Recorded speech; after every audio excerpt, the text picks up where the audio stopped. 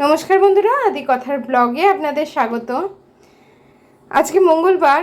আজকে হঠাৎ করে ইচ্ছা হলো যে ঠাকুরটা আমি উপরে শিফট করব বসার ঘরে।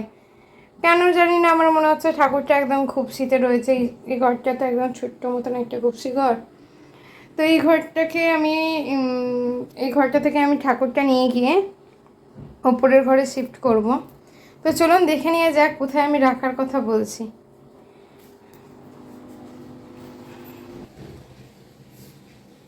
তো এই হচ্ছে সেই জায়গাটা।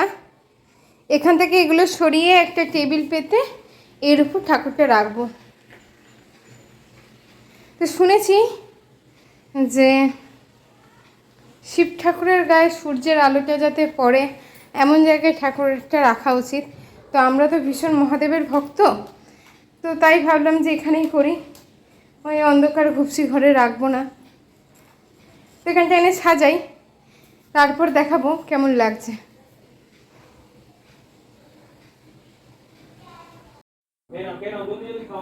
তো বন্ধুরা দেখো, আমি ওপরে নিয়ে যাব তো বলেছিলাম, কিন্তু ওপরে নিয়ে যেতে গিয়ে ভাবলাম যে খুব খাটনি হয়ে যাবে, তাই ঠাকুরটাকে এইখানেই রেখে দিলাম। এখানে বেশ তাকে আলোটা পড়ছে, আমার আলোটা হচ্ছে এইখানটাতে ঠিক।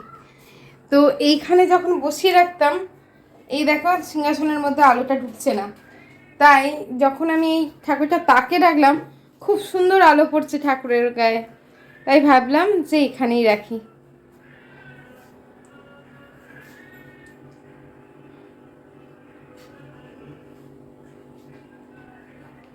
আমাদের বাড়িতে খুব সুন্দর করে লক্ষ্মী পুজো হয়, অনেক বড় করে। তো আগের বছর পুজো দিতে পারিনি, কারণ আমার মেয়ে ছিল, মানে আমাদের একটা ডগি ছিল, তার নাম কোকো। তো তাকে আমরা মেয়েই বলতাম। পুজোর ঠিক চতুর্থীর দিন সে মারা যায়। তো মনটা খারাপ ছিল, তাই আগের বছর লক্ষ্মী পুজো করতে পারিনি। আর তার আগের বছর তো আদি ছোট ছিল। তো আমাদের নিয়ম আছে যে 3 মাস না হলে নাকি নারী শুদ্ধ হয় না, পুজো করা যায় না। তাই তার আগের বছরও পুজো হয়নি। তার আগের বছরে এই লক্ষ্মী ঠাকুরটা কেনা হয়েছিল, মানে পরপর 2 বছর আর নতুন করে লক্ষ্মী ঠাকুর আনা হয়নি ঘরে। তো এবছর খুব ইচ্ছা আছে, খুব ভালো করে বড় করে লক্ষ্মী পুজোটা করব।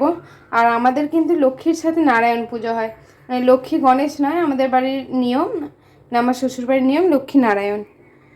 আর এদিকে আমার রয়েছে দক্ষিণা কালী মা, সারদা মায়া, রামকৃষ্ণদেবের ছবি, মাঝখানে বিবেকানন্দ, আর এখানে লোকনাথ বাবা।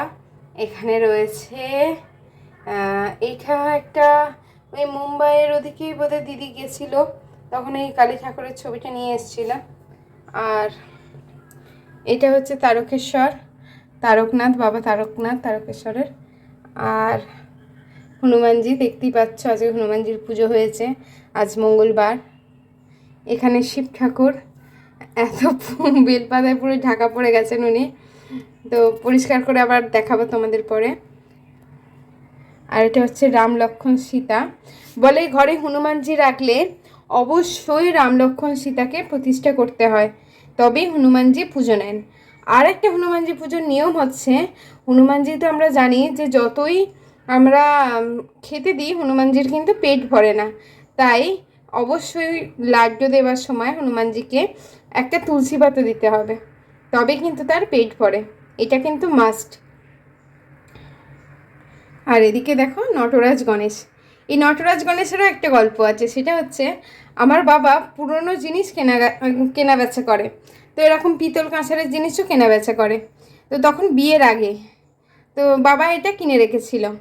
আর একটা অদ্ভুত ব্যাপার হচ্ছে, তখন আমার শ্বশুরমশাই বেঁচে ছিলেন, তো এখানে যিনি পুজো করতেন এই বাড়িতে, তো তিনি বলেছিলেন যে একটা নটরাজ গণেশ ইয়ের দিনকে, এটা ওই কালী পুজোর আগে যেটা হয় ধনতেরাসের দিনকে, একটা নটরাজ গণেশ প্রতিষ্ঠা করতে। এবার কোথাও পাওয়া যাচ্ছে না, তো শেষে আমার শ্বশুর কী করেছে, একটা পিতলের নটরাজ ঠাকুরই কিনে নিয়ে চলে এসছে। তো হঠাৎ কি মনে হয়েছে, আমি খাটের তলা গুছোতে গিয়ে আমার বাড়িতে, তখন এই নটরাজ গণেশটা আমি দেখতে পাই। তো তখন আমি এটা আমার হাজব্যান্ডকে গিফট করেছিলাম। তো এই হচ্ছে আমার ছোট্ট ঠাকুর ঘর। আর ওপরে সব জিনিসপত্রগুলো রাখা থাকে। তো আমার মনে হলো এখানে সুন্দর আলো খেলছে, তাই এখানেই গুছিয়ে রাখি। পরবর্তীকালে ইচ্ছা আছে একটা সুন্দর করে ঠাকুর ঘর করে, ভেতরে আলমারি থাকবে যেখানে ঠাকুরের জিনিসগুলো থাকবে, ওপরে ঠাকুরটা লাগানো থাকবে, এরকম একটা সিস্টেম করব। আর এইখানে দেখো, এখানে কিন্তু একটা নতুন জিনিস আমার আদির বাবা কিনে এনেছে। এইটা অন করে দিলে প্রায় 24 ঘন্টা ঠাকুরের বিভিন্ন মন্ত্র গান চলতে থাকে। আর দামও খুব একটা বেশি নয়, 150 টাকার মধ্যেই। জিনিসটা খুব সুন্দর। তো এই হচ্ছে আমার ঠাকুর ঘর আজকে সাজানো। কেমন লাগলো আমার ব্লগটা অবশ্যই তোমরা কমেন্ট করে জানিও। ভালো লাগলে একটা লাইক করে দিও। আজকের ব্লগটা আমি এখানেই শেষ করছি। ভালো থাকবে, সুস্থ থাকবে, সাবধানে থাকবে। দেখা হবে পরবর্তী কোনো একটা ব্লগে।